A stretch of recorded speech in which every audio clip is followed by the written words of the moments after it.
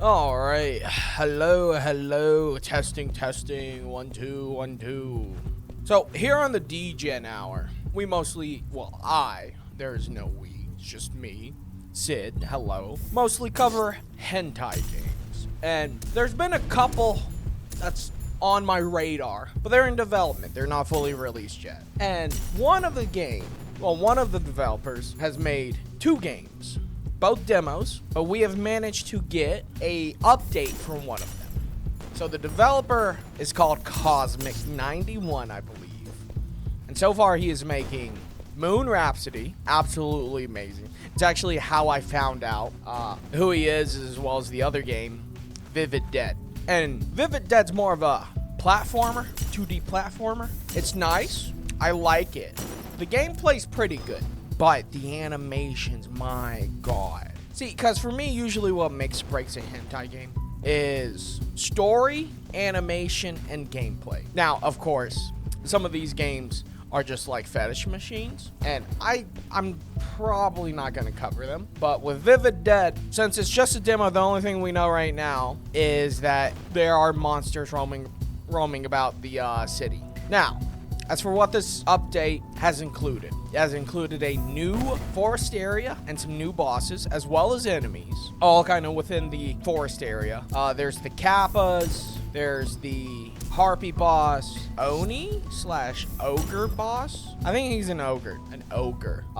Then there's also like dragons, I believe. They shoot out fireballs and they petrify you with their claws. There's also like some other new enemies in Tower of Mist, which is a completely different game mode that you can unlock once you've beaten Rotten Jaw.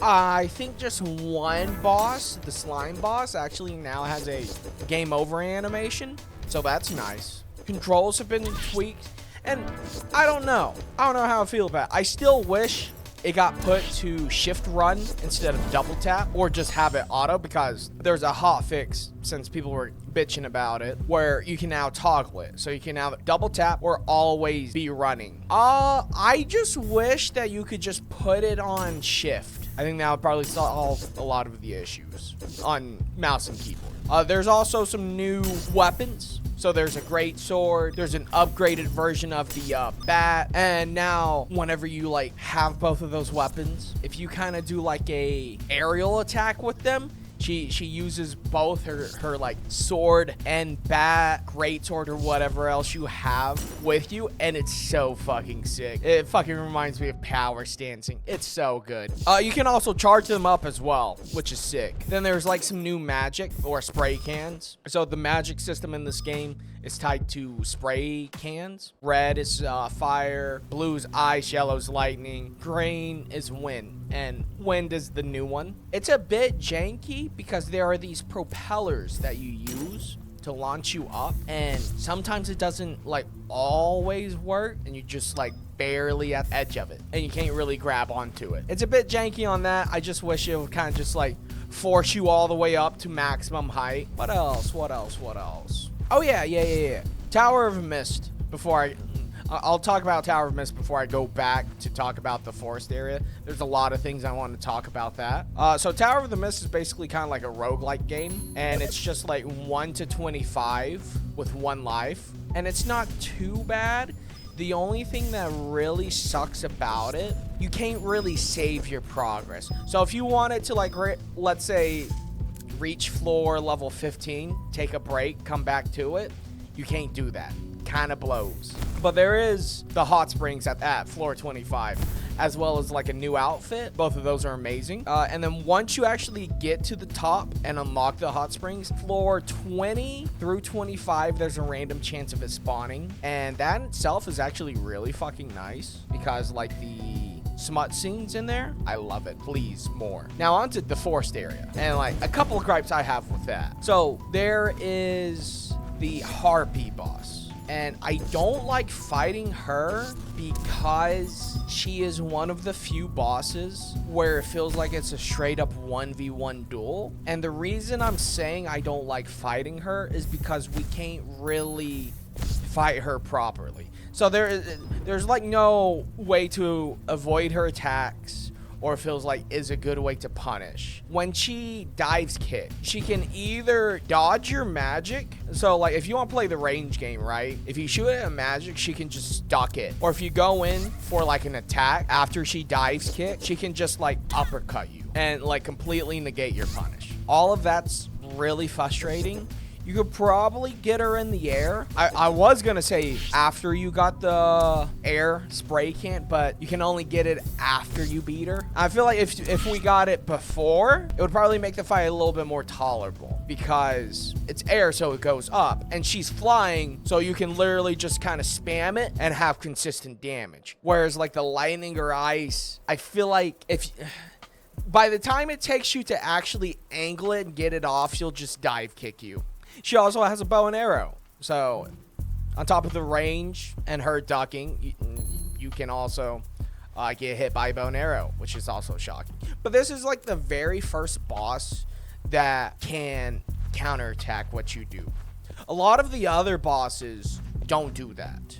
So you have the very first boss you fight is a slime boss. And that is literally just a DPS check.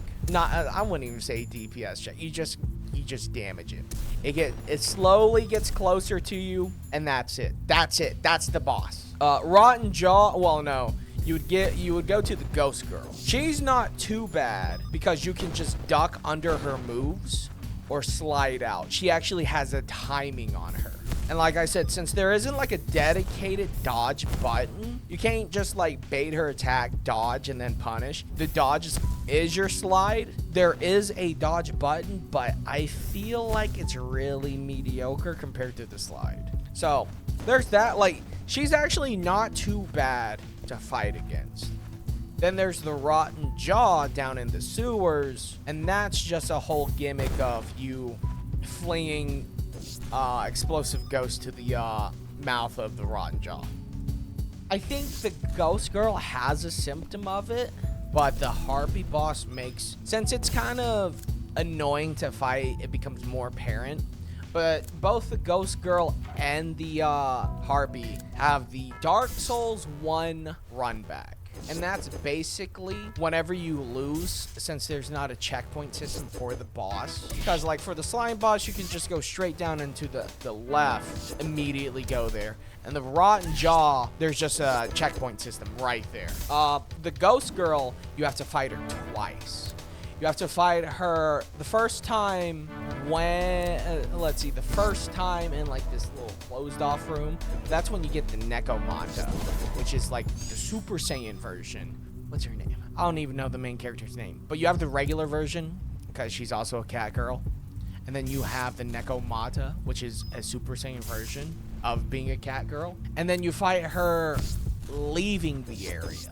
I don't think that would be too bad. Again, because she's like heavily telegraphed. So those two you can make do. But the Harpy, I don't know, because she is all the way towards the end of one. And just the way the forest area is set up, you can easily get lost like going about.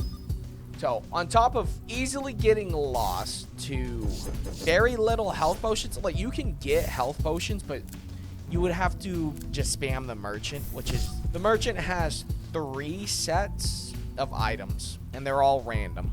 And of course, the more stuff you get, the more it adds to the RNG pool. So you would have to just constantly refresh the shop just to get 3 potions. I just wish if you picked up a potion, it was like ×2, right? Not just ×1. I don't know, just add more potions if you're gonna kind of like add in harder fights. That's how I would feel about it, because it doesn't take away from the fight nor the exploration, but it also gives players a cushion for like upcoming fights. There's also the Ogre. I fought him. I'm gonna be honest, like when I was sitting there browsing Discord, I got told if you got the upgraded that version, you can just fucking beat him quite easily, and I did. There is like I don't know, I feel like he's a bit more telegraphed than the Harpy fight, but he hits really fucking hard. Also, I think the grab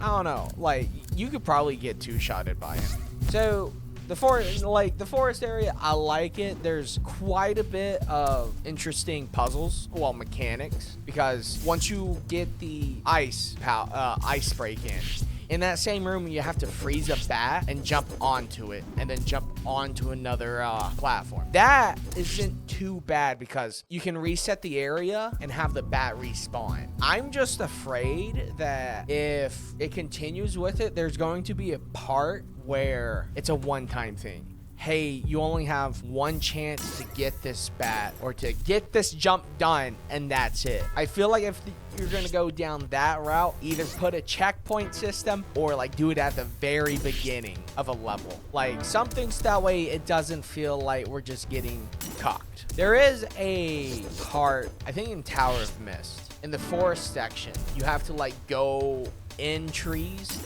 There's like the whole jumping puzzle with like trees, right? That's when it gets a bit aggravating because you have to time it really tight. It was a bit annoying because there's no room for you to jump, and if you don't time it right, the jump just doesn't come out, and you have to jump because the platform's higher than you. The other times you could just slide to the next platforms, and those are fine. That's kind of where like the controls kind of kick in, where I just wish it was just a shift forward, and then that's it. Or I don't know, maybe extend it out just a wee bit, because I feel like the grabbing onto ledges is a bit inconsistent at times, right? And I was kind of messing with that on the whole little tree puzzle.